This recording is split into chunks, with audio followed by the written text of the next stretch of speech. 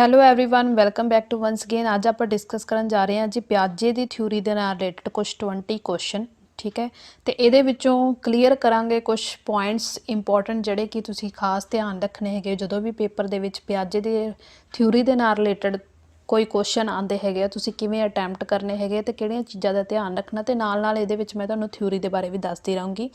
ਤਾਂ topic start ਕਰਨ ਤੋਂ ਪਹਿਲਾਂ ਹੁਣ ਤੱਕ ਦੇ ਜਿੰਨੇ ਵੀ ਪੁਰਾਣੇ ਸਟੂਡੈਂਟ ਜਿਨ੍ਹਾਂ ਨੇ ਚੈਨਲ ਨੂੰ ਹਜੇ ਤੱਕ ਸਬਸਕ੍ਰਾਈਬ ਨਹੀਂ ਕੀਤਾ, ਪਲੀਜ਼ ਜੋ ਚੈਨਲ ਨੂੰ ਸਬਸਕ੍ਰਾइब कर लो, और जो न्यू स्टूडेंट्स वीडियो वॉच कर रहे हो भी प्लीज़ जरूर चैनल ਨੂੰ ਸਬਸਕ੍ਰਾਈਬ ਕਰ ਲਓ, और ਚੈਨਲ ਦੀ ਪਲੇਲਿਸਟ ਵਿੱਚ ਜਾ ਕੇ ਜਿਹੜੀਆਂ ਕਿ ਵੀਡੀਓਜ਼ ਨੂੰ ਜ਼ਰੂਰ ਵਾਚ ਕਰੋ ਪੂਰੀਆਂ, ਤਾਂ ਜੋ ਤੁਹਾਨੂੰ ਕਨਸੈਪਟ ਕਲੀਅਰ ਹੋਵੇ। ਔਰ ਕਨਸੈਪਟ ਕਲੀਅਰ ਕਰਨ ਤੋਂ ਬਾਅਦ ਜਿਹੜੇ ਕਿ MCQ ਜ਼ਰੂਰ ਅਟੈਂਪਟ ਕਰੋ ਐਗਜ਼ਾਮ ਤੋਂ ਪਹਿਲਾਂ, ਤਾਂ ਕਿ ਤੁਹਾਨੂੰ ਲੈਵਲ ਪਤਾ ਲੱਗੇ ਔਰ ਕਿਹੜੀਆਂ ਚੀਜ਼ਾਂ ਦਾ ਧਿਆਨ ਰੱਖਣਾ ਤਾਂ ਉਹਨਾਂ ਬਾਰੇ ਵੀ ਤੁਹਾਨੂੰ ਪਤਾ ਲੱਗੇ। ਤਾਂ ਚਲਿਏ ਡਿਸਕਸ ਕਰਦੇ ਹਾਂ ਜੀ। ਫਸਟ ਕੁਐਸਚਨ ਹੈਗਾ, ਪਿਆਜੇ ਦੇ ਸਿਧਾਂਤ ਦੇ ਅਨੁਸਾਰ ਬੱਚਾ ਸਿੱਖਦਾ ਹੈ, ਯਾਨੀ ਕਿ ਪਿਆਜੇ ਦੇ ਅਕੋਰਡਿੰਗ ਕੀ ਹੈ ਕਿ ਬੱਚਾ ਕਿਵੇਂ ਸਿੱਖਦਾ ਹੈ, ਪਿਆਜੇ ਇਸ ਪ੍ਰਤੀ ਕੀ ਸੋਚਦਾ ਹੈ। ਕਿ ਫਸਟ ਹੈ ਸਹੀ ਤਰ੍ਹਾਂ ਧਿਆਨ ਲਗਾ ਕੇ ਜਾਣਕਾਰੀ ਯਾਦ ਕਰਨਾ, ਬੀ ਹੈ ਸਮਾਜ ਦੇ ਯੋਗ ਲੋਕਾਂ ਦੁਆਰਾ ਪ੍ਰਦਾਨ ਕੀਤੀ ਸਹਾਇਤਾ ਦੇ ਆਧਾਰ ਤੇ, ਸੀ ਹੈ ਅਨੁਕੂਲਨ ਦੀ ਪ੍ਰਕਿਰਿਆ ਯਾਨੀ ਕਿ ਪ੍ਰੋਸੈਸ ਆਫ ਅਡਾਪਸ਼ਨ, ਤੇ ਡੀ ਹੈ ਉਪਯੁਕਤ ਪੁਰਸਕਾਰ ਮਿਲਣ ਤੇ ਵਿਵਹਾਰ ਦਾ ਪਰਿਵਰਤਨ। ਠੀਕ ਹੈ, ਜਦੋਂ ਵੀ ਤੁਸੀਂ ਪੀਐਸਟੈਟ ਦਾ ਐਗਜ਼ਾਮ ਦਓਗੇ ਇਹਦੇ ਵਿੱਚ ਤੁਸੀਂ ਖਾਸ ਕਰ ਕਿੰਨਾ ਚੀਜ਼ਾਂ ਦਾ ਧਿਆਨ ਰੱਖਣਾ, ਪੰਜਾਬੀ ਦਾ ਵੀ ਕੁਐਸਚਨ ਪੜ੍ਹਨਾ ਤੇ ਨਾਲ ਜਿਹੜਾ ਕਿ ਇੰਗਲਿਸ਼ ਦਾ ਕੁਐਸਚਨ ਜ਼ਰੂਰ ਪੜ੍ਹਨਾ। ਇੰਗਲਿਸ਼ ਦੇ ਕੁਐਸਚਨ ਕਈ ਵਾਰ ਉੱਥੋਂ ਜਿਹੜਾ ਕਿ ਮੇਨ ਸਾਨੂੰ ਆਈਡੀਆ ਪਤਾ ਲੱਗ ਜਾਂਦਾ ਕਿ ਮੇਨ ਚੀਜ਼ ਕੀ ਪੁੱਛੀ ਗਈ ਹੈ। ਪੰਜਾਬੀ ਦੇ ਕਈ ਵਾਰ ਟਾਈਪਿੰਗ ਦੇ ਵਿੱਚ ਜਾਂ ਕਈ ਵਾਰ ਲੈਂਗੁਏਜ ਦੇ ਵਿੱਚ ਇਹੋ ਜਿਹੀ ਟਿਪੀਕਲ ਲੈਂਗੁਏਜ ਹੁੰਦੀ ਹੈ ਜਿਹੜੀ ਕਿ ਸਾਨੂੰ ਸਮਝ ਨਹੀਂ ਆਉਂਦੀ, ਤਾਂ ਦੋਨਾਂ ਲੈਂਗੁਏਜ ਨੂੰ ਤੁਸੀਂ ਜਿਹੜਾ ਕਿ ਫੋਲੋ ਕਰਨਾ ਜ਼ਰੂਰ ਆ। ਠੀਕ ਹੈ, ਤਾਂ ਜੋ ਤੁਹਾਡਾ ਕੁਐਸਚਨ ਜਿਹੜਾ ਕਿ ਗਲਤ ਨਾ ਜਾਵੇ। ਤਾਂ ਆਪਾਂ ਇੱਥੇ ਦੇਖੋ ਮੈਂ ਇੰਗਲਿਸ਼ ਦੇ ਵਿੱਚ ਲਿਖਿਆ ਪ੍ਰੋਸੈਸਿਸ ਆਫ ਦਾ ਅਡਾਪਸ਼ਨ। ਦੇਖੋ ਹੁਣ ਕਈ ਇਹੋ ਜਿਹੇ ਵਰਡ ਆ ਜਿਹੜੇ ਆਪਾਂ ਨੂੰ ਪੰਜਾਬੀ ਦੇ ਵਿੱਚ ਨਹੀਂ ਪਤਾ ਹੈਗਾ, ਇੱਥੇ ਜਿਵੇਂ ਲਿਖਿਆ ਅਨੁਕੂਲਨ ਦੀ ਪ੍ਰਕਿਰਿਆ। ਤਾਂ ਪਿਆਜੇ ਦੇ ਸਿਧਾਂਤ ਅਨੁਸਾਰ ਬੱਚਾ ਸਿੱਖਦਾ ਹੈ, ਇਹਦਾ ਰਾਈਟ ਆਨਸਰ ਬਣਦਾ ਜੀ ਪ੍ਰੋਸੈਸਿਸ ਆਫ ਅਡਾਪਸ਼ਨ।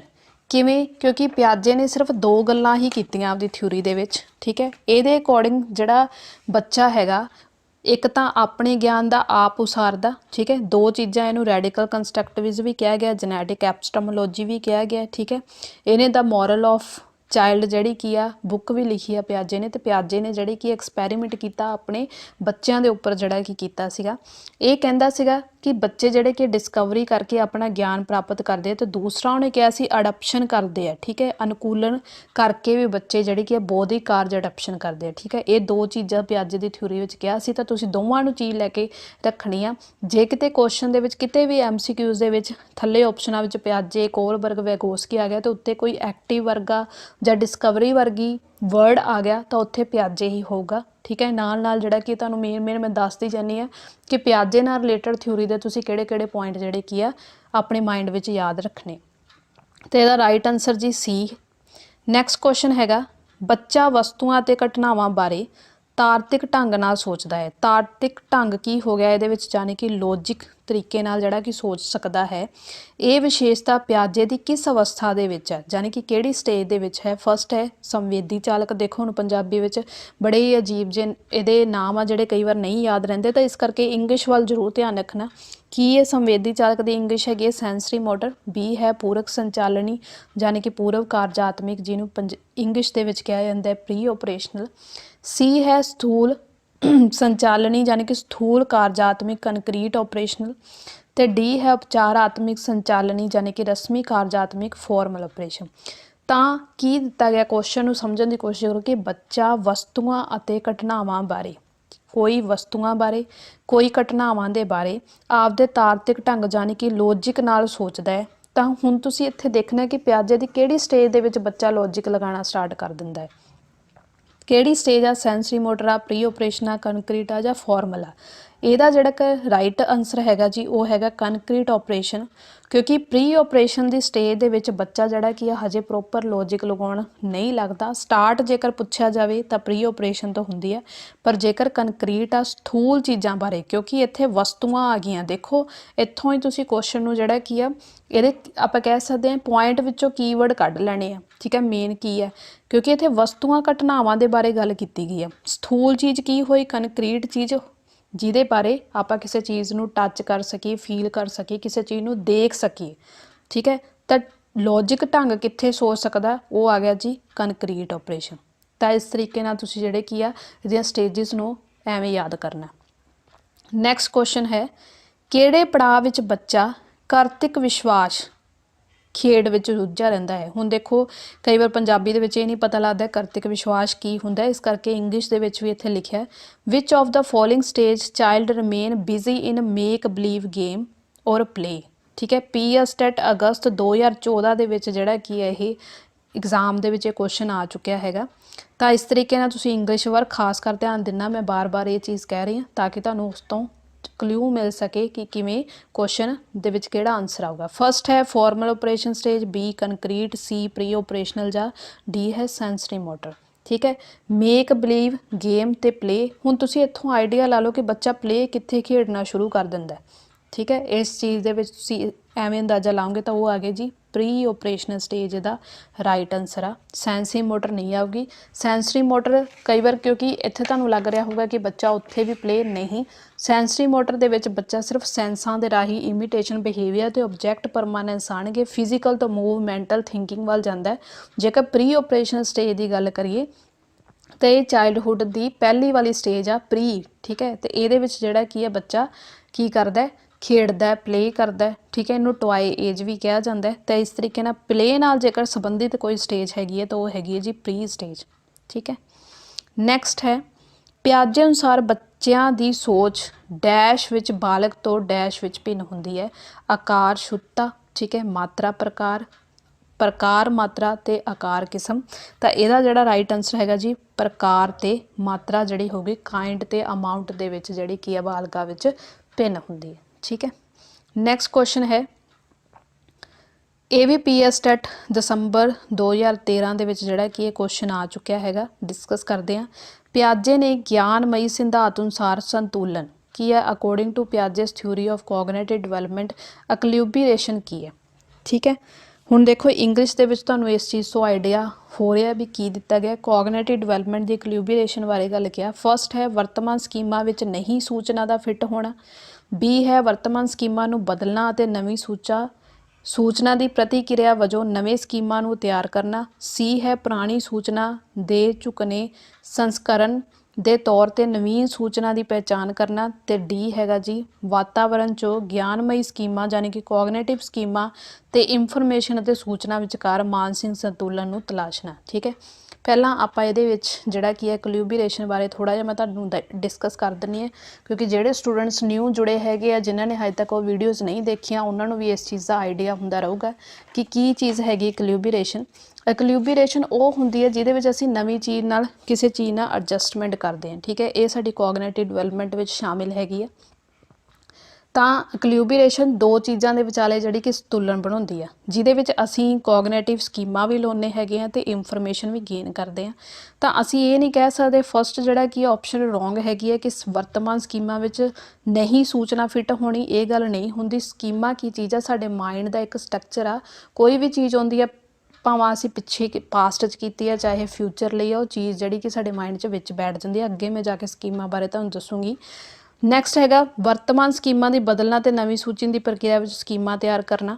ਠੀਕ ਹੈ, ਅਤੇ ਉਸ ਤੋਂ ਬਾਅਦ ਹੈਗਾ ਸੀਗਾ ਪੁਰਾਣੀ ਸੂਚਨਾ ਦੇ ਝੁਕਣੇ ਸੰਸਕਰਨ ਦੇ ਤੌਰ 'ਤੇ ਨਵੀਨ ਸੂਚਨਾ ਦੀ ਪਹਿਚਾਣ ਕਰਨਾ। ਜੇਕਰ ਇੱਥੇ ਆਪਾਂ ਹੁਣ ਕੀਵਰਡ ਕੀ ਚੱਕਿਆ ਕੋਲੈਬੋਰੇਸ਼ਨ, ਜਿਹਨੂੰ ਸਟੂਡੈਂਟ ਨੂੰ ਇਹ ਪਤਾ ਹੋਇਆ ਕਿ ਕੋਲੈਬੋਰੇਸ਼ਨ ਕੀ ਆ ਉਹ ਮਿੰਟ ਵਿੱਚ ਇਸ ਦਾ ਆਨਸਰ ਲਗਾ ਦੂਗਾ ਕਿਉਂਕਿ ਕੋਲੈਬੋਰੇਸ਼ਨ ਕੀ ਹੈ ਮੈਂ ਦੱਸ ਚੁੱਕੀ ਹਾਂ ਕਿ ਕੋਗਨੀਟਿਵ ਜਿਹੜੀ ਡਿਵੈਲਪਮੈਂਟ ਹੈਗੀ ਆ ਆਪਣੀ ਉਹਦੇ ਵਿੱਚ ਸਾਡੀ ਸਕੀਮਾਂ ਕੋਗਨੀਟਿਵ ਅਤੇ ਇਨਫੋਰਮੇਸ਼ਨ ਨੂੰ ਜਿਹੜਾ ਕਿ ਦੋਵਾਂ ਵਿੱਚ ਚਾਲੇ ਜਿਹੜਾ ਕੀ ਆ ਬੈਲੈਂਸ ਬਣਾ ਕੇ ਰੱਖਦਾ, ਉਹਦੇ ਵਿੱਚ ਐਡਜਸਟਮੈਂਟ ਸੰਤੁਲਨ ਬਣਾ ਕੇ ਰੱਖਦਾ। ਤਾਂ ਫਿਰ ਇਹਦਾ ਸਿੱਧਾ ਜਿਹਾ ਰਾਈਟ ਆਨਸਰ ਕੀ ਬਣਦਾ ਫਿਰ ਵਾਤਾਵਰਨ ਵਿੱਚੋਂ ਗਿਆਨਮਈ ਸਕੀਮਾਂ ਕੋਗਨੀਟਿਵ ਸਕੀਮਾਂ ਜਿਹੜੀ ਕੀ ਆ ਇਨਫੋਰਮੇਸ਼ਨ ਅਤੇ ਸੂਚਨਾ ਵਿਚਕਾਰ ਇਹ ਮਾਨਸਿਕ ਸੰਤੁਲਨ ਨੂੰ ਜਿਹੜਾ ਕੀ ਆ ਤਲਾਸ਼ਣਾ ਫਾਈਂਡ ਕਰਦਾ। ਠੀਕ ਹੈ, ਅਤੇ ਇਹ ਦਾ ਜਿਹੜਾ ਕੀ ਆ ਰਾਈਟ ਆਨਸਰ ਹੈ 5th ਦਾ ਜੀ D। ਨੈਕਸਟ ਕੁਐਸਚਨ ਹੈਗਾ ਪਿਆਜੇ ਦੇ ਗਿਆਨਾਤਮਿਕ ਸਿਧਾਂਤ 'ਚ ਸੰਵੇਦ ਕਾਰਜਾਤਮਿਕ ਯਾਨੀ ਕਿ ਸੈਂਸਰੀ ਮੋਟਰ ਅਵਸਥਾ ਦਾ ਸੰਬੰਧ ਕਿਹਦੇ ਨਾਲ ਆ। ਸੈਂਸਰੀ ਮੋਟਰ ਦੀ ਗੱਲ ਕੀਤੀ ਗਈ ਹੈ।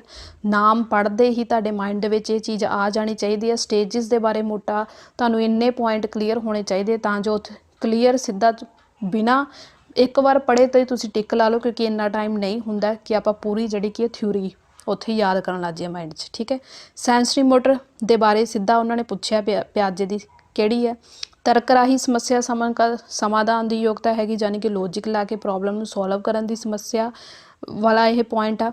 ਜਾਂ ਸਮਾਜਿਕ ਸਮੱਸਿਆ ਨਾਲ ਸੰਬੰਧਿਤ ਆ, ਯਾਨੀ ਕਿ ਸੋਸ਼ਲ ਦੀ ਪ੍ਰੋਬਲਮ ਦੇ ਨਾਲ ਸੰਬੰਧਿਤ ਆ। ਵਿਆਖਿਆ ਤੇ ਵਿਸ਼ਲੇਸ਼ਣ ਕਰਨ ਦੀ ਯੋਗਤਾ। ਜਾਂ ਡੀ ਹੈਗੀ ਹੈ ਨਕਲ, ਯਾਦ ਤੇ ਮਾਨਸਿਕ ਪ੍ਰਸਤੁਤੀਕਰਨ। ਤਾਂ ਇਹਦਾ ਜਿਹੜਾ ਰਾਈਟ ਆਨਸਰ ਹੈਗਾ ਸੈਂਸਰੀ ਮੋਟਰ ਕੀ ਆ, ਜਿਵੇਂ ਕਿ ਮੈਂ ਤੁਹਾਨੂੰ ਪਹਿਲਾਂ ਹੀ ਦੱਸਤਾ ਸੀ ਕਿ ਇਹਦੇ ਵਿੱਚ ਬੱਚਾ ਜਿਹੜਾ ਕੀ ਕਰਦਾ, ਇਮੀਟੇਟ ਕਰਦਾ, ਕਿਸੇ ਚੀਜ਼ ਨੂੰ ਮੈਮਰੀ ਯਾਦ ਕਰਨ ਦੀ ਕੋਸ਼ਿਸ਼ ਕਰਦਾ, ਮਾਨਸਿਕ ਪ੍ਰਸਤੁਤੀਕਰਨ ਹੁੰਦਾ। ਤੇ ਇਹ ਇਹਦਾ ਜਿਹੜਾ ਕੀ ਰਾਈਟ ਆਨਸਰ ਬਣੂਗਾ। ਤਰਕ ਰਾਹੀਂ ਸਮੱਸਿਆ, ਠੀਕ ਹੈ, ਸੈਂਸਰੀ ਮੋਟਰ ਦੇ ਵਿੱਚ ਕੋਈ ਵੀ ਲੌਜਿਕ ਬਾਰੇ ਗੱਲ ਨਹੀਂ ਕੀਤੀ ਗਈ, ਨਾ ਹੀ ਕੋਈ ਸਮਾਜਿਕ ਸਮੱਸਿਆ ਨਾਲ ਸੰਬੰਧਿਤ ਗੱਲ ਹੋਈ ਹੈ, ਨਾ ਹੀ ਵਿਆਖਿਆ ਤੇ ਵਿਸ਼ਲੇਸ਼ਣ ਕਰਨ ਦੀ ਯੋਗਤਾ ਨਾਲ ਸੰਬੰਧਿਤ ਆ। ਜੇਕਰ ਅਸੀਂ ਇਹਨਾਂ ਤਿੰਨਾਂ ਪੁਆਇੰਟ ਨੂੰ ਦੇਖੀਏ ਤੇ ਇਹ ਜਿਹੜੀ ਕੀ ਆ ਕੰਕਰੀਟ ਆਪਰੇਸ਼ਨ ਦੇ ਸਟੇਜ ਦੇ ਨਾਲ ਸੰਬੰਧਿਤ ਆ, ਕਿਉਂਕਿ ਉੱਥੇ ਬੱਚਾ ਲੌਜਿਕ ਲਾਉਣ ਲੱਗ ਜਾਂਦਾ, ਉੱਥੇ ਤਰਕ ਦੀ ਜਿਹੜਾ ਕਿ ਯੂਜ਼ ਕਰਦਾ। ਲੌਜਿਕ ਲਾ ਕੇ ਹੀ ਅਸੀਂ ਕਿਸੇ ਚੀਜ਼ ਦੀ ਸਮੱਸਿਆ ਦਾ ਸਾਹਮਣਾ ਕਰ ਸਕਦੇ ਹਾਂ, ਠੀਕ ਹੈ, ਉਹਨੂੰ ਪ੍ਰੋਬਲਮ ਸੋਲਵ ਕਰ ਸਕਦੇ ਤੇ ਵਿਆਖਿਆ ਤੇ ਵਿਸ਼ਲੇਸ਼ਣ ਕਰ ਸਕਦੇ ਹਾਂ। ਇਹਦਾ ਰਾਈਟ ਆਨਸਰ ਜੇਕਰ ਸੈਂਸਰੀ ਮੋਟਰ ਦੇ ਅਕੋਰਡਿੰਗ ਆ ਤਾਂ ਉਹ ਬਣਦਾ ਜੀ ਡੀ, ਠੀਕ ਹੈ।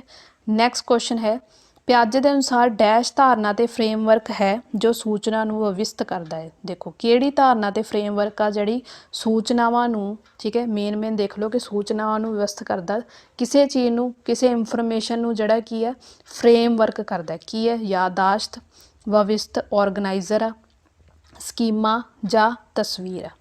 ਤਾਂ ਇੱਥੇ ਹੁਣ ਦੇਖੋ ਜੇ ਜਿਸ ਨੂੰ ਤਾਂ ਸਕੀਮਾ ਬਾਰੇ ਪਤਾ ਹੈ, ਸਕੀਮਾ ਇਹਦਾ ਜਿਹੜਾ ਕੀ ਰਾਈਟ ਆਨਸਰ ਹੈ। ਪਹਿਲਾਂ ਮੈਂ ਇਹ ਦੱਸ ਦਿੰਦੀ ਹਾਂ, ਹੁਣ ਮੈਂ ਇਹਦੇ ਵਿੱਚ ਤੁਹਾਨੂੰ ਸਕੀਮੇ ਦੇ ਬਾਰੇ ਦੱਸੂਗੀ ਕਿ ਸਕੀਮਾ ਕੀ ਚੀਜ਼ ਹੈਗਾ।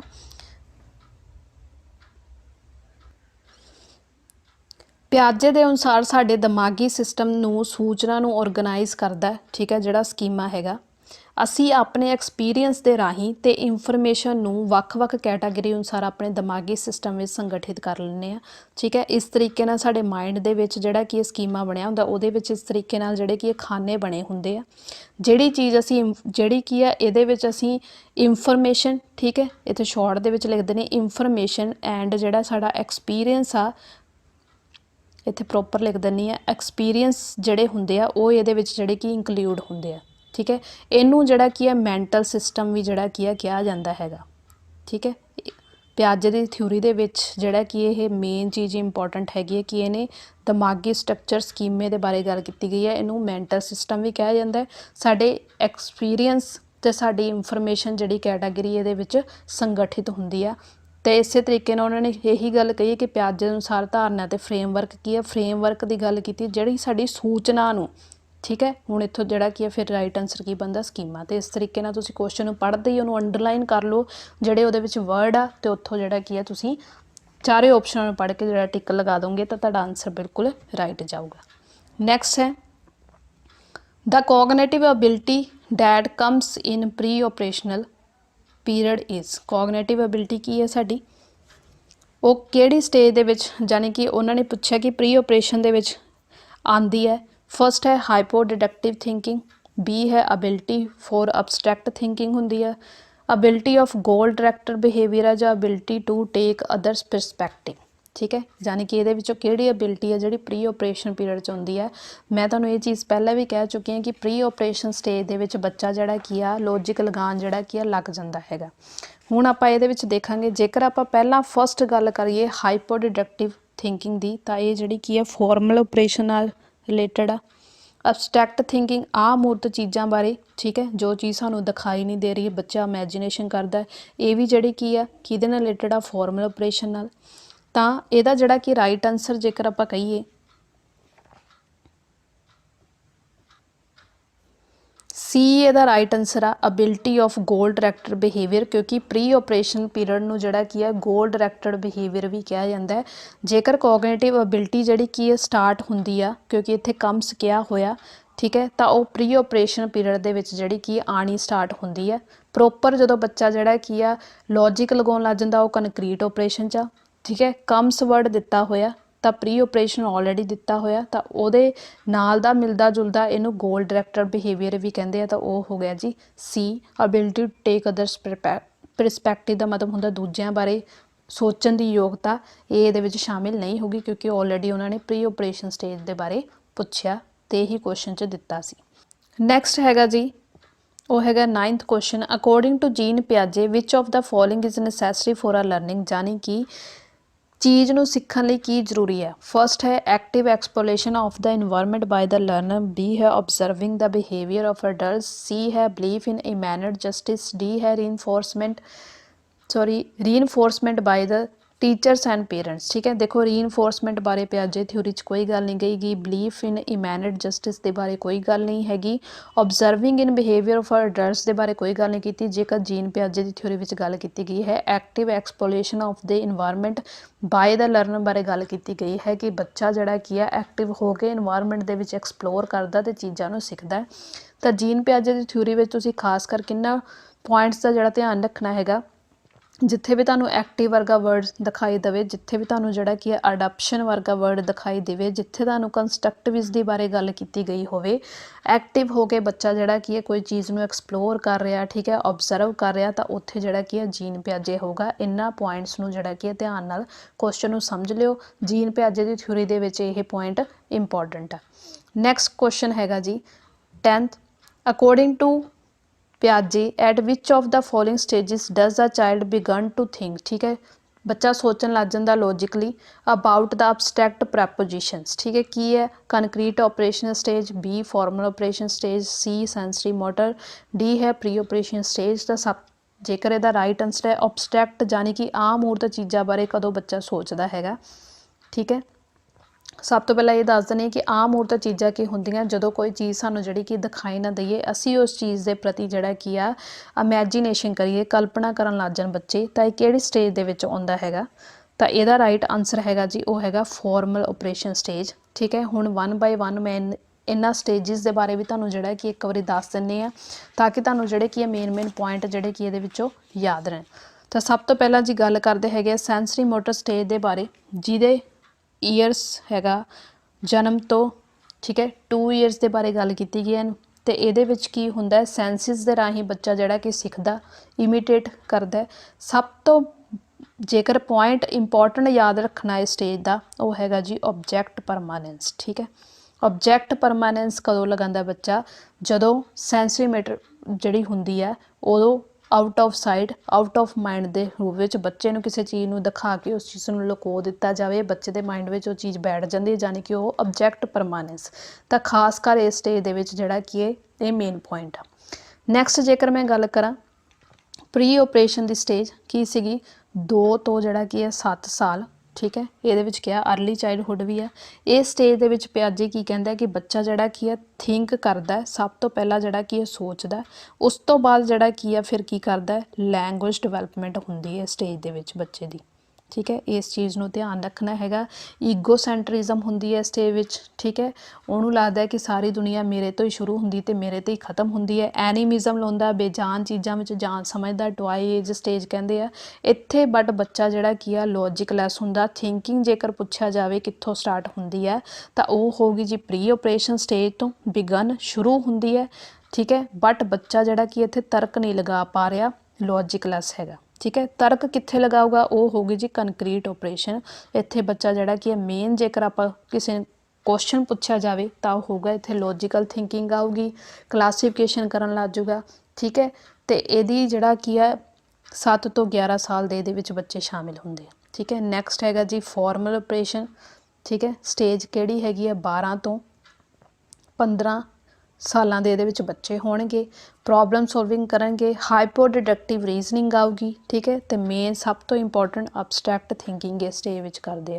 तो इत्थों ही क्वेश्चन जिहड़े कि हरेक जिन्ने भी एग्जाम हुंदे हैगे आ टीचिंग नाल रिलेटेड, तो इस तरीके नाल तुसीं मेन पॉइंट जिहड़े कि याद रखने तां जो तुसीं क्वेश्चन 1 मिनट 'च इस चीज़ नूं सॉल्व कर सको। नैक्सट हैगा जी अध्यापक ने पढ़ाउंदिਆਂ होया ये खोजिया कि विद्यार्थी जानकारी पहला तो ही मिली जानकारी नाल जोड़ के विचारते हैं। पियाजे के सिद्धांत अनुसार ये किहड़ी क्रिया इस्तेमाल कर रही है? फर्स्ट है अकोमोडेशन यानी कि समझौजी अनुकूलन, बी है आत्मसाती करना यानी कि असैमिलेशन, सी है क्रमबद्धता यानी कि सैरिएशन, तो डी है रिवर्सबिलिटी यानी कि उलट पलट करने की योग्यता। जेकर इहदा राइट आंसर हैगा वो हैगा जी बी यानी कि असैमिलेशन कर रहे हैं। हुण इहदे बारे में मैं तुहानूं थोड़ा जिहा इंफॉर्मेशन दे दिंदी है कि हुंदा। सब तो पहला आपां गल करदे हां जी अकोमोडेशन। अकोमोडेशन की हुंदी है? जदों तुसीं किसी नवें ज्ञान ਨੂੰ ਜਿਹੜਾ ਕੀ ਆ ਆਪਣੇ ਕੰਮ ਦੇ ਵਿੱਚ ਸ਼ਾਮਿਲ ਕਰਦੇ ਹੋ। ਠੀਕ ਹੈ, ਮੰਨ ਲਓ ਤੁਹਾਡੇ ਕੋਲ ਕੋਈ ਚੀਜ਼ ਦੀ ਨੌਲੇਜ ਹੈਗੀ ਆ, ਤੁਸੀਂ ਉਸ ਨੌਲੇਜ ਨੂੰ ਹੀ ਮੋਡੀਫਾਈ ਕਰਦੇ ਹੋ। ਜੇਕਰ ਅਕਮੋਡੇਸ਼ਨ ਦੀ ਗੱਲ ਕੀਤੀ ਹੈ, ਖਾਸ ਕਰ ਜਿੱਥੇ ਚਾਰੇ ਆਪਸ਼ਨ ਮਿਲਣ, ਇੱਕ ਵਾਰੀ ਇੰਗਲਿਸ਼ 'ਚ ਜ਼ਰੂਰ ਦੇਖ ਲਿਓ ਕੁਐਸਚਨ। ਜੇਕਰ ਤੁਹਾਨੂੰ ਉੱਥੇ ਮੋਡੀਫਾਈ ਵਰਗਾ ਵਰਡ ਦਿਖਾਈ ਦਿੰਦਾ, ਠੀਕ ਹੈ, ਕੁਐਸਚਨ ਦੇ ਵਿੱਚ, ਤਾਂ ਉੱਥੇ ਤੁਹਾਡਾ ਆਨਸਰ ਹੋਊਗਾ ਜੀ, ਉਹ ਹੋਊਗਾ ਅਕਮੋਡੇਸ਼ਨ। ਠੀਕ ਹੈ, ਜਿੱਥੇ ਤੁਹਾਡਾ ਮੋਡੀਫਾਈਡ ਵਰਗਾ ਵਰਡ ਦਿਖਾਈ ਦਿੰਦਾ ਜਾਂ ਜਿੱਥੇ ਤੁਹਾਡਾ ਐਡਜਸਟਡ ਵਰਗਾ ਵਰਡ ਦਿਖਾਈ ਦਿੰਦਾ, ਉੱਥੇ ਵੀ ਤੁਹਾਡਾ ਅਕਮੋਡੇਸ਼ਨ ਹੋਊਗਾ। ਠੀਕ ਹੈ, ਤੇ ਇੱਕ ਵਰਡ ਹੈਗਾ ਜੀ ਮੈਨੂਪਲੇਟ। ਠੀਕ ਹੈ, ਮੈਨੂਪਲੇਟ ਕਰਨਾ, ਇੱਕ ਹਿਸਾਬ ਦੀ ਭਾਵੇਂ ਇਹਨੂੰ ਟ੍ਰਿਕ ਸਮਝ ਲਓ ਜਾਂ ਜਿਵੇਂ ਮਰਜ਼ੀ। ਠੀਕ ਹੈ, ਜਿੱਥੇ ਇਹ ਤਿੰਨੇ ਵਰਡ ਤੁਹਾਨੂੰ ਦਿਖਾਈ ਦਿੰਦੇ ਉਹ ਤੁਹਾਡੀ ਅਕਮੋਡੇਸ਼ਨ ਹੋਊਗੀ। ਜਿਹੜੀ ਸਾਡੇ ਕੋਲ ਨੌਲੇਜ ਹੁੰਦੀ ਹੈ, ਅਸੀਂ ਉਸੇ ਨੌਲੇਜ ਨੂੰ ਹੀ ਆਪਣੇ ਨਿਊ ਸਕੀਮਾਂ ਦੇ ਵਿੱਚ ਮੋਡੀਫਾਈ ਕਰ ਲੈਂਦੇ ਹਾਂ, ਐਡਜਸਟਡ ਕਰ ਲੈਂਦੇ ਹਾਂ ਅਤੇ ਮੈਨੂਪਲੇਟ ਕਰ ਲੈਂਦੇ ਹਾਂ। ਠੀਕ ਹੈ, ਇਹ ਹੋ ਗਈ ਤੁਹਾਡੀ ਅਕਮੋਡੇਸ਼ਨ। ਜੇਕਰ ਮੈਂ ਗੱਲ ਕਰਾਂ ਅਸੈਮੀਲੇਸ਼ਨ ਦੇ ਬਾਰੇ, ਤਾਂ ਇਹ ਕੀ ਹੁੰਦਾ ਹੈ, ਜਦੋਂ ਅਸੀਂ ਆਪਣੀ ਪਾਸਟ, ਠੀਕ ਹੈ, ਪਾਸਟ ਐਕਸਪੀਰੀਅੰਸ ਦੇ ਵਿੱਚ ਕੋਈ ਨਵੀਂ ਚੀਜ਼ ਨੂੰ ਐਡ ਕਰਦੇ ਹਾਂ।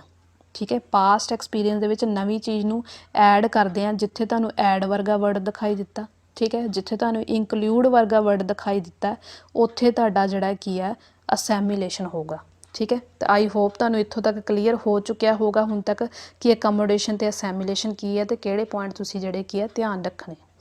ਤਾਂ ਇਹਦਾ ਰਾਈਟ ਆਨਸਰ ਦੱਸ ਚੁੱਕੀ ਹਾਂ ਮੈਂ, ਕੀ ਸੀਗਾ, ਅਸੈਮੀਲੇਸ਼ਨ ਸੀ।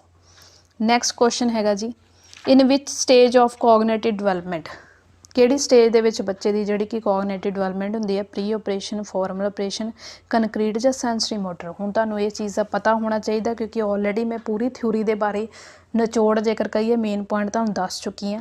ਤਾਂ ਤੁਸੀਂ ਦੱਸੋ ਕਿ ਇਹਦੇ ਵਿੱਚ ਕੋਗਨੇਟਿਵ ਡਿਵੈਲਪਮੈਂਟ ਕਿਹੜੀ ਸਟੇਜ ਦੇ ਵਿੱਚ ਜਿਹੜਾ ਕਿ ਸ਼ੁਰੂ ਹੋਊਗਾ। ਅਤੇ ਇਹਦਾ ਰਾਈਟ ਆਨਸਰ ਹੈਗਾ ਜੀ ਕਨਕਰੀਟ ਆਪਰੇਸ਼ਨ। ਠੀਕ ਹੈ, ਨੈਕਸਟ ਹੈ ਪਿਆਜੇ ਦੇ ਸਿਧਾਂਤ ਦੇ ਅਨੁਸਾਰ ਬੱਚੇ ਸਿੱਖਦੇ ਹਨ। ਧਿਆਨ ਦੇ ਕੇ ਜਾਣਕਾਰੀ ਯਾਦ ਰੱਖਣਾ, ਬੀ ਢੁਕਵਾਂ ਸਨਮਾਨ ਪ੍ਰਾਪਤ ਕਰਕੇ ਵਿਵਹਾਰ ਬਦਲ ਕਰਨਾ, ਸੀ ਹੈ ਸਮਾਜ ਦੇ ਯੋਗ ਮੈਂਬਰਾਂ ਤੋਂ ਸਹਾਇਤਾ ਪ੍ਰਾਪਤ ਕਰਕੇ ਜਾਂ ਅਨੁਕੂਲਨ ਦੀ ਪ੍ਰਕਿਰਿਆ ਕਰਕੇ। ਦੁਬਾਰਾ ਕੁਐਸਚਨ ਜਿਹੜਾ ਕਿ ਘੁਮਾ ਕੇ ਪੁੱਛਿਆ ਗਿਆ, ਪਹਿਲਾ ਕੁਐਸਚਨ ਵੀ ਇਸੇ ਤਰੀਕੇ ਦਾ ਹੀ ਸੀ। ਤਾਂ ਦੇਖ ਲਓ ਵੀ ਪਿਆਜੇ ਦੇ ਸਿਧਾਂਤ ਦੇ ਵਿੱਚ ਆਪਾਂ ਕਿਹੜਾ ਪੁਆਇੰਟ ਤੁਹਾਨੂੰ ਲੱਗਦਾ, ਤਾਂ ਇਹਦਾ ਆਨਸਰ ਜਿਹੜਾ ਕੀ ਹੋਊਗਾ ਜੀ ਡੀ ਹੋਊਗਾ। ਪ੍ਰੋਸੈਸਿਸ ਆਫ ਅਡਾਪਸ਼ਨ ਕਰਕੇ ਬੱਚੇ ਜਿਹੜਾ ਕੀ ਆ ਸਿੱਖਦੇ ਆ ਕਿਸੇ ਚੀਜ਼ ਨੂੰ। ਕਲੀਅਰ ਹੋ ਗਿਆ ਇੱਥੇ ਤੁਹਾਨੂੰ ਇਹ ਪੁਆਇੰਟ। ਨੈਕਸਟ ਹੈਗਾ ਹੇਠ ਲਿਖਿਆਂ ਵਿੱਚੋਂ ਇਹ ਕਥਨ ਕਿਸ ਦਾ ਹੈ ਕਿ ਗਿਆਨ ਆਤਮਿਕ ਵਿਕਾਸ ਨਕਲ ਉੱਤੇ ਆਧਾਰਿਤ ਨਾ ਹੋ ਕੇ ਖੋਜ ਉੱਤੇ ਆਧਾਰਿਤ ਹੈ। ਯਾਨੀ ਕਿ ਬੱਚਾ ਜਿਹੜਾ ਕੀ ਹੈ ਇਮੀਟੇਸ਼ਨ ਨਹੀਂ ਕਰਦਾ ਹੈਗਾ, ਖੋਜ ਕਰਕੇ ਕਿਸੇ ਚੀਜ਼ ਨੂੰ ਸਿੱਖਦਾ ਹੈਗਾ। ਕੌਣ ਆ? ਪਿਆਜੇ ਆ, ਕੋਲਬਰਗ ਆ, ਸਕਿਨਰ ਆ ਜਾਂ ਮੈਸਲੋ ਆ। ਅਤੇ ਇਹਦਾ ਰਾਈਟ ਆਨਸਰ ਹੈਗਾ ਪਿਆਜੇ, ਕਿਉਂਕਿ ਪਿਆਜੇ ਕੀ ਕਹਿੰਦਾ, ਬੱਚਾ ਜਿਹੜਾ ਕੀ ਆ ਇਨਵਾਇਰਮੈਂਟ ਦੇ ਵਿੱਚ ਐਕਸਪਲੋਰ ਕਰਦਾ, ਐਕਟਿਵ ਹੋ ਕੇ ਚੀਜ਼ਾਂ ਨੂੰ ਸਿੱਖਦਾ ਹੈਗਾ। ਤਾਂ ਉਹ ਕੌਣ ਹੋਇਆ ਫਿਰ? ਪਿਆਜੇ। ਨੈਕਸਟ ਹੈਗਾ ਜੀ A child can think logically about objects. This is a characteristic given by the Piaget of the stage. ਕਿਹਦੇ ਬਾਰੇ? objects ਦੇ ਬਾਰੇ ਗੱਲ ਕੀਤੀ ਗਈ ਹੈ। ਯਾਨੀ ਕਿ ਬੱਚਾ ਜਿਹੜਾ ਕਿ ਇੱਥੇ ਥਿੰਕਿੰਗ ਲੌਜੀਕਲ ਲਗਾ ਰਿਹਾ, ਤਰਕ ਕਰ ਰਿਹਾ, ਕਿੰਨਾ ਬਾਰੇ? objects, ਜਿਹੜੀਆਂ ਚੀਜ਼ਾਂ ਅਸੀਂ ਟੱਚ ਕਰ ਸਕਦੇ ਹਾਂ, ਛੂਹ ਸਕਦੇ ਹਾਂ। ਤਾਂ ਕਿਹੜੀ ਸਟੇਜ ਦੇ ਵਿੱਚ ਹੋਊਗਾ? Sensory motor, pre operation, concrete ਜਾਂ ਡੀ ਫਾਰਮਲ ਆਪਰੇਸ਼ਨ। ਅਤੇ ਇਹਦਾ ਜਿਹੜਾ ਦੇਖੋ ਹੁਣ ਰਾਈਟ ਆਨਸਰ ਕੀ ਬਣਦਾ ਹੈਗਾ, ਉਹ ਹੈਗਾ ਜੀ ਕਨਕਰੀਟ ਆਪਰੇਸ਼ਨ। ਕਨਕਰੀਟ ਆਪਰੇਸ਼ਨ ਦੇ ਵਿੱਚ ਬੱਚਾ ਜਿਹੜਾ ਕੀ ਹੈ ਥਿੰਕ ਲੌਜੀਕਲ ਲਗਾ ਰਿਹਾ ਹੈਗਾ, ਕਿੰਨਾ ਪ੍ਰਤੀ? ਆਬਜੈਕਟਸ, ਯਾਨੀ ਕਿ ਮੂਰਤ ਚੀਜ਼ਾਂ ਬਾਰੇ। ਠੀਕ ਹੈ, ਮੂਰਤ ਚੀਜ਼ਾਂ ਕਿਹੜੀਆਂ ਹੁੰਦੀਆਂ? ਜਿਹੜੀਆਂ ਚੀਜ਼ਾਂ ਨੂੰ ਅਸੀਂ ਦੇਖ ਸਕਦੇ ਹਾਂ, ਟੱਚ ਕਰ ਸਕਦੇ ਹਾਂ, ਫੀਲ ਕਰ ਸਕਦੇ ਹਾਂ। ਤਾਂ ਇਸ ਤਰੀਕੇ ਨੂੰ ਕੀ ਕਹਿੰਦੇ ਆ? Concrete operation. ਨੈਕਸਟ ਕੁਐਸਚਨ ਹੈਗਾ ਕੰਜ਼ਰਵੇਸ਼ਨ ਪਿਆਜੇ ਦੀ ਕਿਸ ਸਟੇਜ ਦੀ ਅਵਸਥਾ ਹੈ? Sensory motor, pre operation, concrete operation ਜਾਂ ਫਾਰਮਲ। ਠੀਕ ਹੈ, ਕੰਜ਼ਰਵੇਸ਼ਨ ਕੀ ਹੁੰਦੀ ਹੈ? ਪਹਿਲਾਂ ਇਹਦੇ ਬਾਰੇ ਮੈਂ ਤੁਹਾਨੂੰ ਜਿਹੜਾ ਕਿ ਡਿਸਕਸ ਕਰ ਦਿੰਦੀ ਹਾਂ। ਕੀ ਹੈ ਕੰਜ਼ਰਵੇਸ਼ਨ?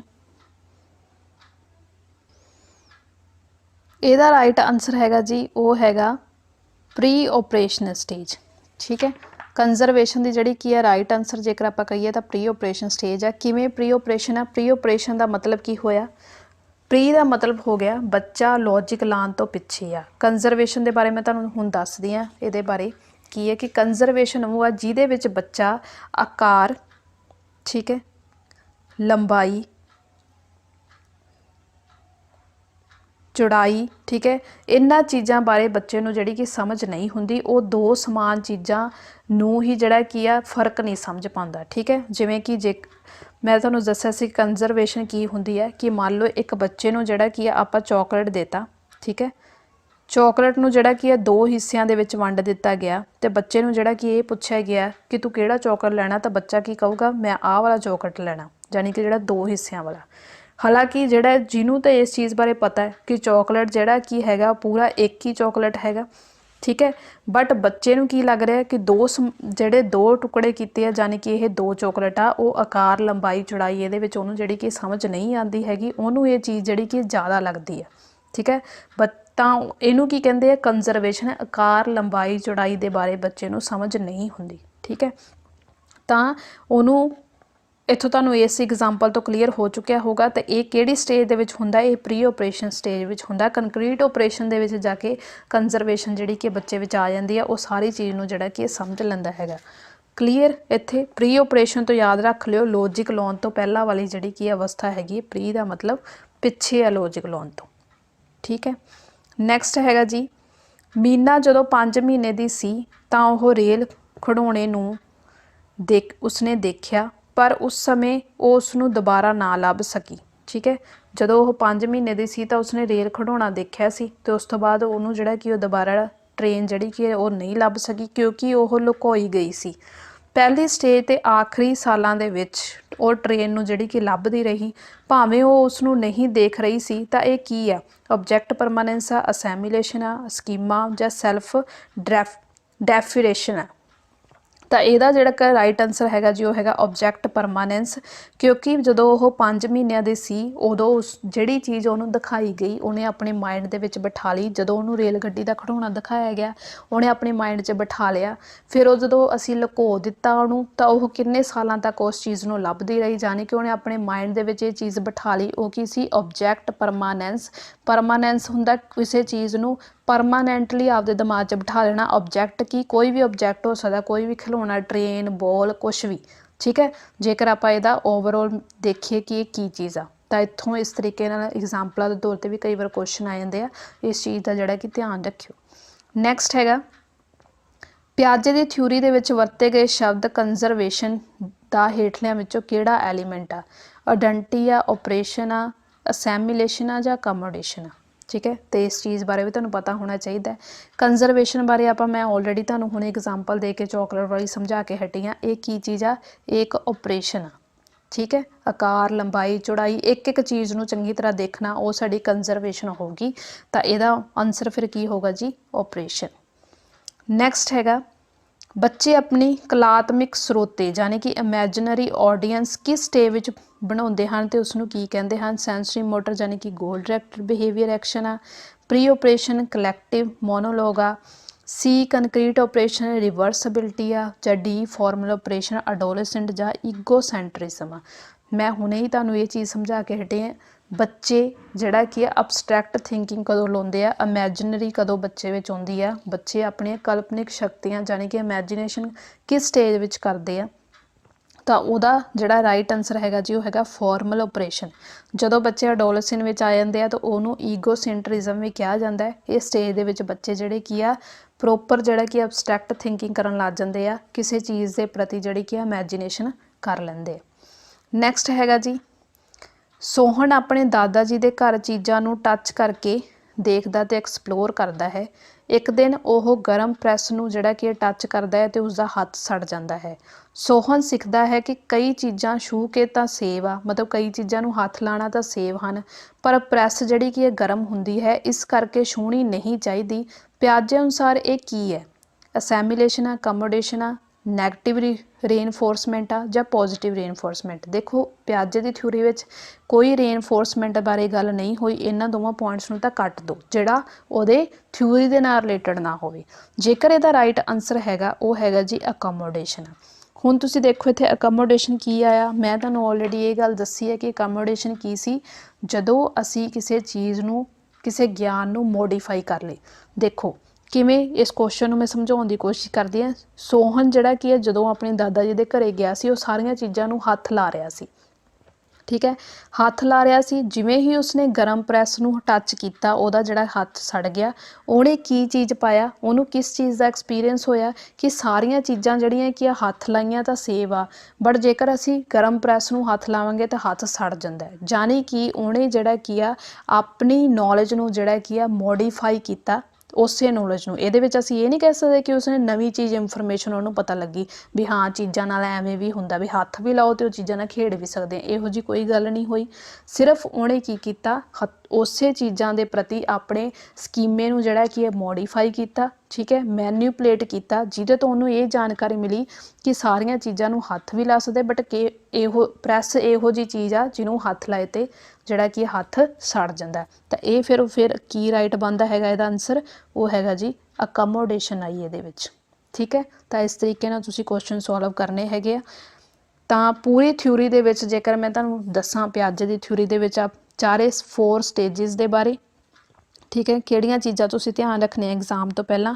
ਸਟੇਜਿਸ ਦੇ ਬਾਰੇ ਪਤਾ ਹੋਣਾ ਚਾਹੀਦਾ ਤੁਹਾਨੂੰ, ਅਕਮੋਡੇਸ਼ਨ, ਅਸੈਮੀਲੇਸ਼ਨ ਤੇ ਇਹ ਪੜ੍ਹਨਾ ਹੈ, ਐਕਟਿਵ ਐਕਸਪਲੋਰ ਵਰਗੇ ਵਰਡਾਂ ਦਾ ਜਿਹੜਾ ਕੀ ਹੈ ਧਿਆਨ ਰੱਖਣਾ ਹੈ, ਤੇ ਇਹ ਹੀ ਤੁਹਾਡੀ ਪਿਆਜੇ ਦੀ ਥਿਊਰੀ ਦੇ ਵਿੱਚੋਂ ਜਿਹੜੇ ਮੇਨ ਪੁਆਇੰਟ ਸੀ। ਠੀਕ ਹੈ, ਤਾਂ ਆਈ ਹੋਪ ਤੁਹਾਨੂੰ ਵੀਡੀਓ ਵਧੀਆ ਲੱਗੀ ਹੋਊਗੀ, ਤੇ ਮੈਨੂੰ ਕਮੈਂਟਸ ਕਰਕੇ ਜ਼ਰੂਰ ਦੱਸੋ ਕਿ ਤੁਹਾਨੂੰ ਇਹ 20 ਵਿੱਚੋਂ ਜਿਹੜੇ ਕੀ ਆ ਕਿੰਨੇ ਕੁਐਸਚਨ ਜਿਹੜੇ ਕੀ ਆ ਰਾਈਟ ਗਏ ਹੈਗੇ ਆ। ਵੀਡੀਓ ਨੂੰ ਵੱਧ ਤੋਂ ਵੱਧ ਲਾਈਕ ਸ਼ੇਅਰ ਜ਼ਰੂਰ ਕਰਿਓ, ਤੇ ਮੇਰੀ ਇਸ ਵੀਡੀਓ ਨੂੰ ਵਾਚ ਕਰਨ ਲਈ ਤੁਹਾਡਾ ਬਹੁਤ ਬਹੁਤ ਧੰਨਵਾਦ।